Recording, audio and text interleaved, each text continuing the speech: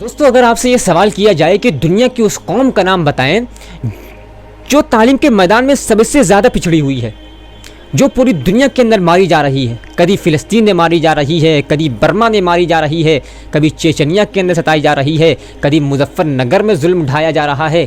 جن کے مذہبی شاعر کا اور کلچرز کا مذاق اڑایا جا رہا ہے، جن کو ان کے حقوق سے محروم کیا جا رہا ہے، جن کی تعلیمی جگہوں پر الزامات لگائے جا رہے ہیں، جن کی مذہبی عبادت گاہوں کو ڈھایا جا رہا ہے، جس کو کبھی 2 نمبر کا شہری تو کبھی دہشت گرد قرار دیا جا رہا ہے، تو یقیناً آپ کا جواب یہی ہوگا کہ وہ مسلمان ہے، اور یہی حقیقت بھی ہے۔ لیکن اس طرح حقیقت کے ہمارے سامنے واضح ہو جانے کے بعد ہمارے سامنے 2 راستے ہیں۔ پہلا راستہ تو یہ ہے کہ ہم حقیقت سے نظریں چرا لیں اور جو کچھ بھی ہمارے ساتھ ہو رہا ہے اس سے نظریں پھیر لیں، کیونکہ جب ہم اس حقیقت کو تسلیم کر لیتے ہیں کہ ہم اس پوزیشن پر ہیں اور ہم پسماندہ قوم ہیں،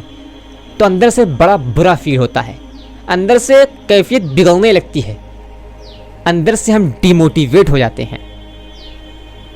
دوسرا راستہ یہ ہے کہ ہم حقیقت کو تسلیم کر کے اس پر کام کرنے کی کوشش کریں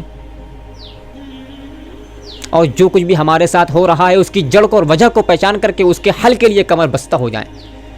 تو جہاں تک بات ہے نظریں چرانے کی، تو حقیقت سے نظریں چرانا یہ کہیں سے عقل مندی کی بات نہیں ہے، اور حقیقت کو تسلیم کر کے اس پر کام کرنا یہ جرأت مندی کی بات ہے۔ اب آپ تاریخ کا مطالعہ کریں تو معلوم ہوگا کہ مسلمانوں کے اپنے زوال سے بحال نہ ہو سکنے اور اپنی بیماری سے جابر نہ ہو سکنے کی بڑی وجہ یہ بھی ہے کہ مسلمان اپنے حالات سے بے خبر رہا ہے، حقیقت سے نظریں چرائی ہیں،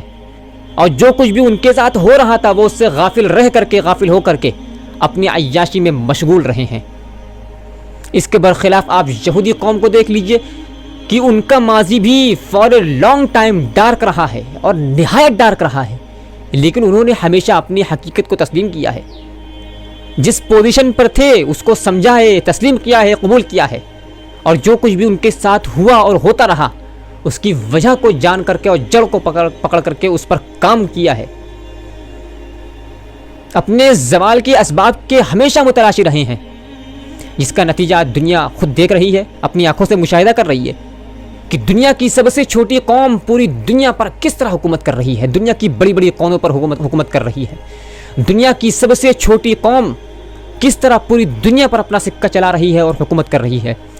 1.5 کروڑ یہودی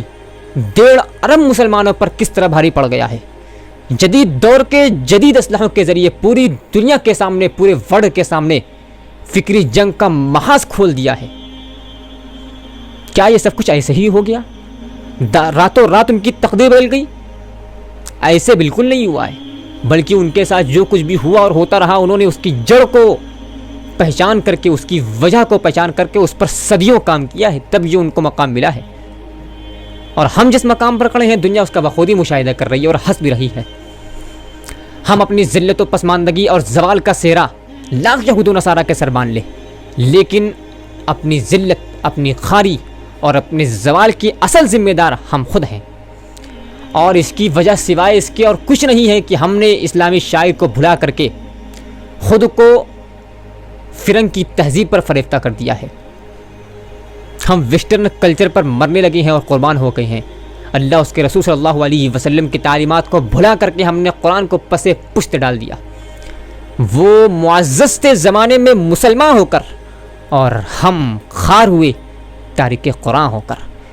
یا ایھا الذین آمنوا ان تنصروا اللہ ینصرکم ویثبت اقدامکم، ایمان والو اگر تم اللہ کے دین کی مدد کرو گے اللہ تمہاری مدد کرے گا اور تمہارے قدموں کو جما دے گا۔ وعد اللہ الذین آمنوا منکم وعملوا الصالحات لیستخلفنہم فی الارض کما استخلف الذین من قبلہم ولیمکنن لہم دینہم الذی ارتضی لہم ولیبدلنہم من بعد خوفہم امنا۔ اللہ نے وعدہ کیا ہے ان لوگوں سے جو ایمان لے آئے اور نیک عمل کریں۔ کیا وعدہ کیا ہے؟ کسی ایک ایریے کا، کسی ایک مخصوص سٹی کا، کسی ایک مخصوص کنٹری کا ان کو مالک بنائے گا؟ نہیں، کسی ایک مخصوص ایریے کا نہیں، کسی مخصوص کنٹری کا نہیں، کسی مخصوص سٹی کا نہیں، بلکہ پوری ورلڈ اور پوری دنیا کا ان کو مالک اور حاکم بنائے گا، اور پوری دنیا کو ان کے ہاتھوں میں تھما دے گا، اور صرف 2 شرطیں ہیں، ایک یہ کہ نیک عمل کر لیں، ایمان لے کر کے آئیں اور نیک عمل کر لیں۔ وَلَا تَهِنُوا وَلَا تَحْزَنُوا وَأَنْتُمُ الْأَعْلَوْنَ إِن كُنتُم مُؤْمِنِينَ، اگر تمہارے اندر ایمان اور حقیقی ایمان موجود ہے تو غمگین ہونے کی، مایوس ہونے کی چندہ ضرورت نہیں ہے، تم ہی غالب رہو گے۔ خیر دوستو، ہم نے آپ کے سامنے جو کچھ بھی پیش کیا، میرا مقصد آپ کو حقیقت دکھانا اور سمجھانا تھا۔ میرا مقصد آپ کو مایوس کرنا ہرگز نہیں تھا، اور نہ ہی آپ کو مایوس ہونے کی کوئی ضرورت ہے، لیکن اس بات کی ضرورت ہے کہ ہم غور و فکر کریں، اپنی ذات کا جائزہ لیں، اپنے نفس کا محاسبہ کریں، اور جو کچھ بھی ہمارے ساتھ ہو رہا ہے ہم اس کو تسلیم کریں، اس کی جڑ کو اور وجہ کو پہچان کر کے اس پر کام کرنے کی کوشش کریں، کیونکہ ہماری ذلت اور پسماندگی کی اصل وجہ یہی ہے کہ ہم اپنی ماضی کی تاریخ سے سبق لے کر کے اجتماعی طور پر اس کا حل نکالنے کے لیے اب تک تیار نہیں ہو سکے ہیں۔ لہذا اپنی ماضی کی تاریخ سے سبق لے کر کے آگے بڑھیں، تاکہ موجودہ دنیا بھی مسلمانوں کی ایمانی قوت کا مشاہدہ اپنی نگاہوں سے بھی کر سکے،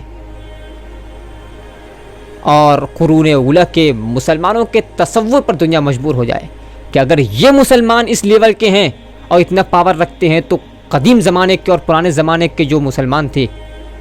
صحابہ کرام کا جو دور تھا،